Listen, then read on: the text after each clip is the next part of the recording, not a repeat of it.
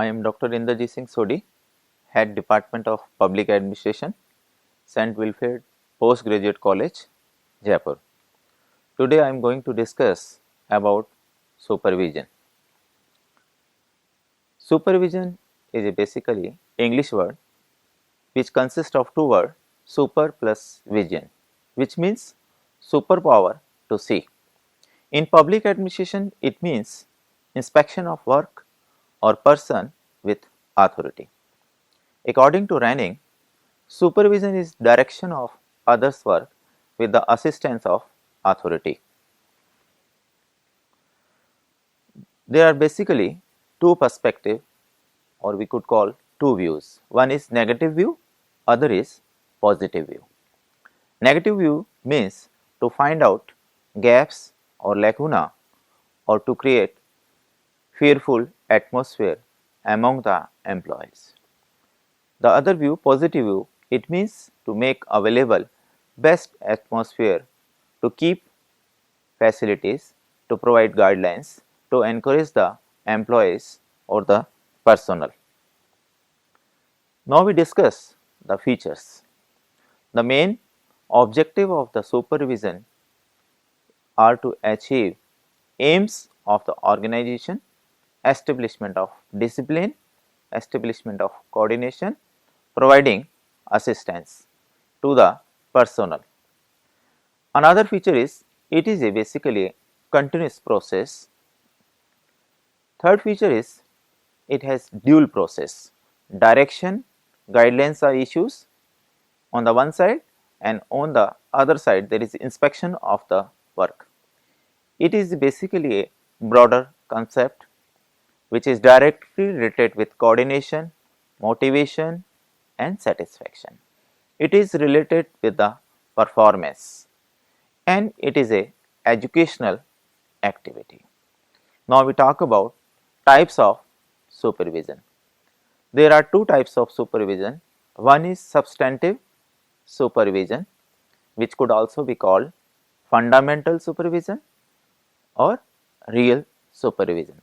The second one is technical supervision. Now we discuss the methods, or we could call techniques of supervision according to Millet.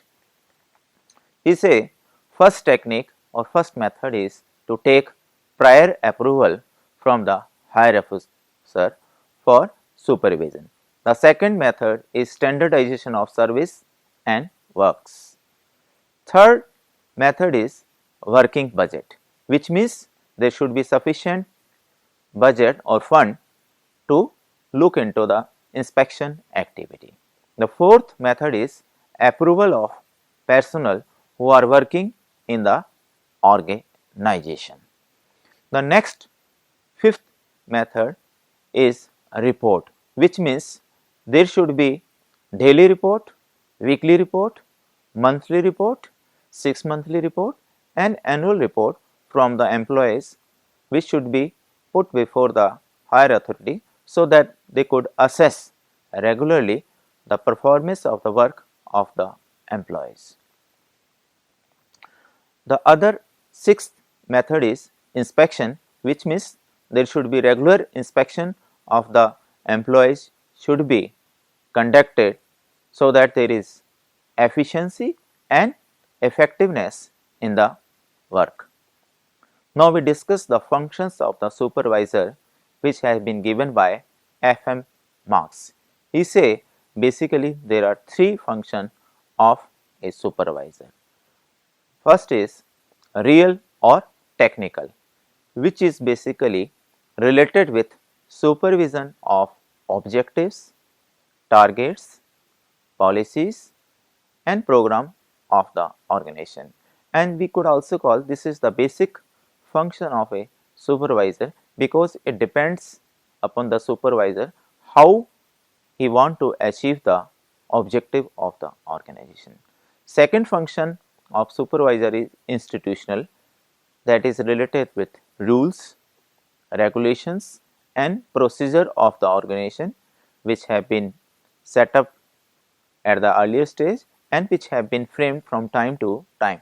The third function of supervisor is related with personnel, which means right to take work from the subordinates, be sensitive to the real problem of subordinates, and he should be human oriented, which means he should not be too much strict.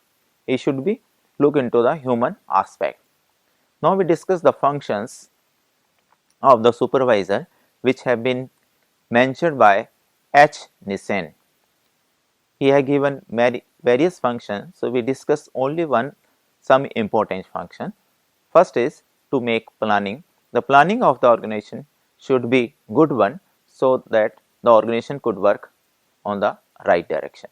The second function is to divide the work among the subordinates, which means the work should be given to subordinates to the employees depending upon their post, depending upon their qualification.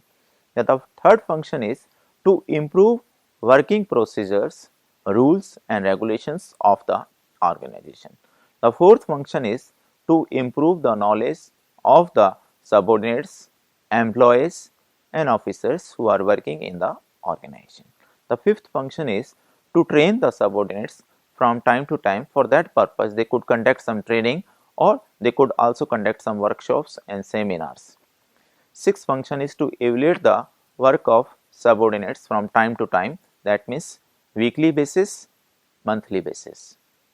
Next function is to rectify mistake which is occurring among the employees, and that could be done by giving them some reports already which have been put before the higher officer, and they could be given some more guidelines. The eighth function is to remove the hurdles which is coming before the employees while they are implementing some policies or implementing some planning aspect.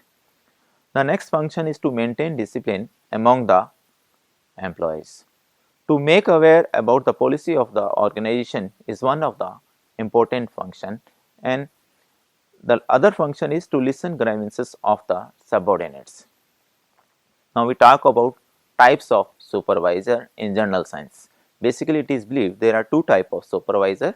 One is line supervisor and other is functional or staff supervisor. Line supervisor means that supervisor who could give directions and who could give order. Functional supervisor means that supervisor who is related with providing some guidance, assistance or related with some training aspect or related with some helping aspect. Now we talk about qualities of a good supervisor. There are some important qualities like he should have full knowledge relating to the work which the employees are working or doing. Other qualities are like individual quality, like he should be honest, sincere, hardworking, and he should have good moral, good attitude, and he should have some innovative qualities, or we could call he should be creative, so that efficiency could be improved in the organization. Now we talk about the difference between inspection and supervisor. Some person think both are same, but there is some difference. Inspection could be described as a critical examination and evaluation of a school as a place of learning. Through inspection, necessary and relevant advice may be given for the improvement of the school. Such advice is usually registered in a report, whereas on the other hand, supervision is distinct from inspection since it can be described as a constant and continuous process of personal guidance. Thank you.